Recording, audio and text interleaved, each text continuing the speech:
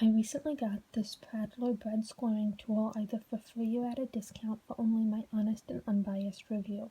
Unfortunately, my oven is currently out of order, so instead I will be baking a small loaf using a crock pot. This is my first time doing it, so we will see how it turns out.